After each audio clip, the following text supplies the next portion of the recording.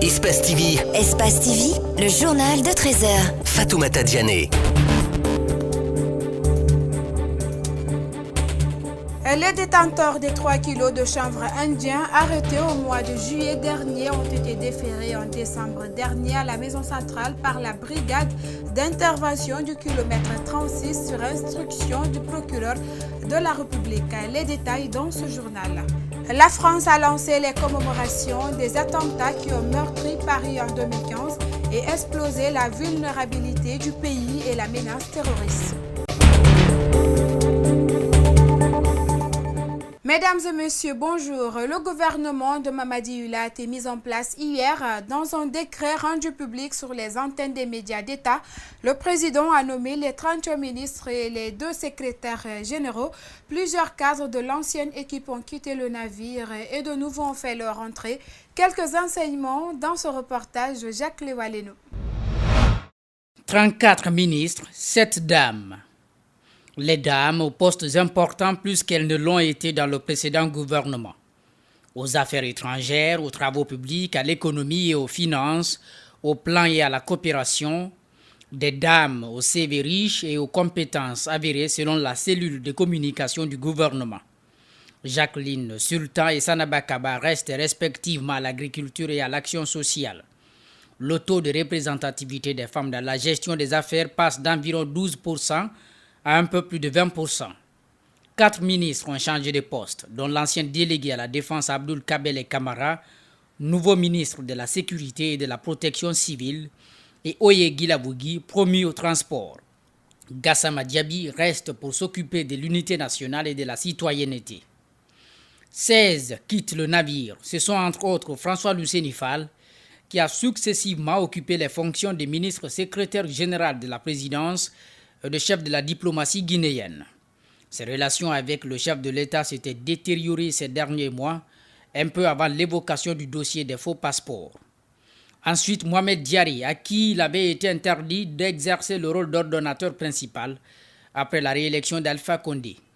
Kelfala Yansane est venu au gouvernement sous la transition pilotée par Sekouba Konaté et Jean-Marie Doré, se voit remplacé aux mines et à la géologie par Abdoulaye Magasouba, un jeune de 39 ans. Domani Doré, Aloussène Makanera Kake, Rémi Lama, revenu au gouvernement en 2013, s'en vont aussi. Parmi les nouvelles recrues figure Mohamed Tal de l'UFR, l'ancien chef de cabinet de Sidia Touré et ministre de l'élevage et des productions animales. Abdoulaye Yero Baldé est désormais ministre de l'Enseignement supérieur et de la Recherche scientifique. Il fait partie des ministres promus par le président de la République hier. L'ancien premier vice-gouverneur a fait un parcours studieux dans des universités telles que la Sorbonne et Columbia. Il a également occupé des postes dans des institutions bancaires. Le portrait d'Abdoulaye Yero Baldé, c'est avec Gibril Ba. C'est un homme dont l'humilité épouse la compétence et l'efficacité. Ce sont des valeurs qu'Abdoulaye Yero a su forger depuis ses études à l'université de Gamal Abdel Nasser de Conakry.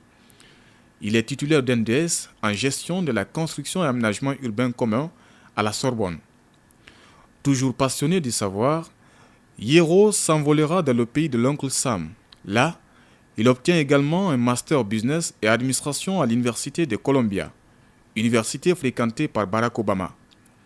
Outre des études, l'homme a occupé des postes à la Banque mondiale, à Global Alumina Corporation, où d'ailleurs il a été vice-président, en jouant un rôle important dans la construction d'une raffinerie d'alumine à Sangaredi.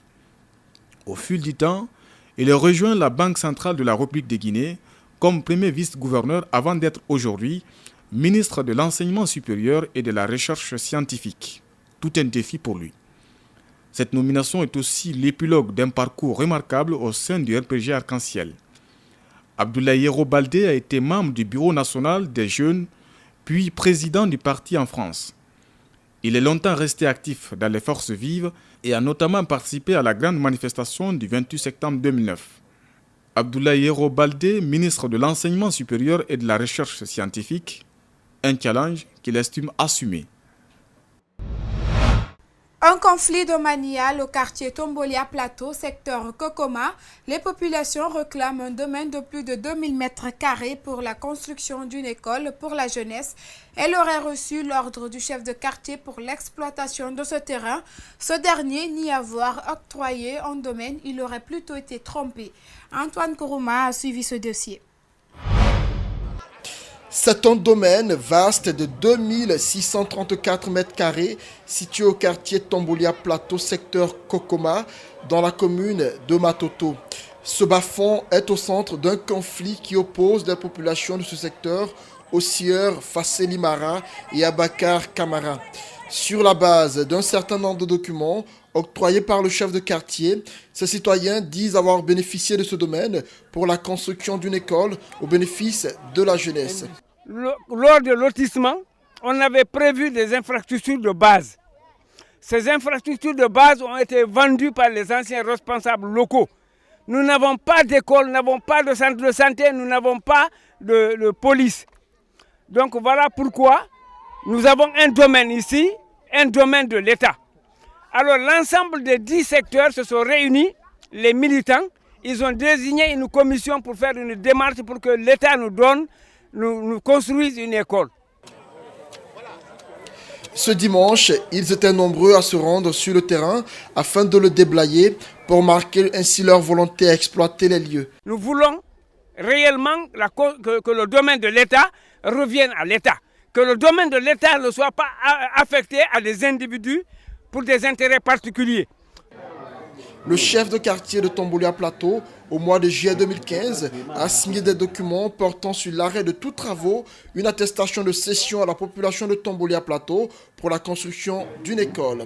Faux, a-t-il rétorqué, il dit avoir été trompé. État,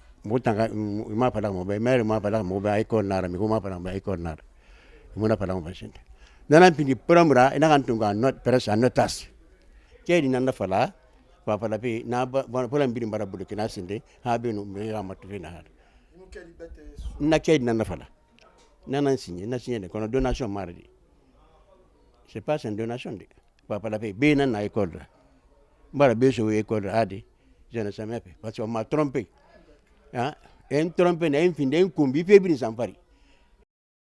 L'affaire est aujourd'hui pendante devant la justice. Selon les habitants de Kokoma, 10 secteurs de Tombolia sont concernés par ce déficit d'écoles publiques. D'autres édifices, comme la mosquée, sont sollicités dans ce quartier enclavé, situé dans les périphéries de Conakry. Celle-ci, en construction, a débuté depuis près de 10 ans. 3 tonnes et 300 kg de chanvre indien ont été saisis dans la main d'une trentaine de personnes en juillet dernier. Le mois de décembre, la brigade d'intervention du kilomètre 36 a déféré ses prisonniers à la maison centrale de Conakry par instruction du procureur de la République à cause du délai de garde à vue. Mohamed Valek Touré et Ibrahim Assouma. La brigade spéciale de la gendarmerie du kilomètre 36 et les agents de la douane, appuyés par le gouvernement d'intervention rapide, ont réussi à saisir 3 tonnes 300 kg de chanvre indien de juillet en décembre 2015. Une synergie qui a été déterminante dans la saisie de tous ces kilos. C'est grâce au renseignement et la collaboration de la population des villages environnants de nos différentes positions et surtout du renseignement fourni par le service spécial du haut commandement de la gendarmerie. 3 tonnes de 300 kg de drogue ont été saisies par ces unités d'intervention avec une trentaine de personnes déjà déférées à la maison centrale sur instruction du procureur de la République à cause du délai de garde à vue. C'est le moment de remercier d'abord toutes les unités qui sont là au kilomètre 36, qui s'entraident avec l'appui de cette population. Aujourd'hui, cette quantité de 3 tonnes 300 kg représente vraiment une valeur ajoutée par rapport à ce qu'on a pris. Sinon, il faut reconnaître qu'au niveau de l'école de la gendarmerie, il y a une importante quantité encore qui a été saisie de janvier à juillet.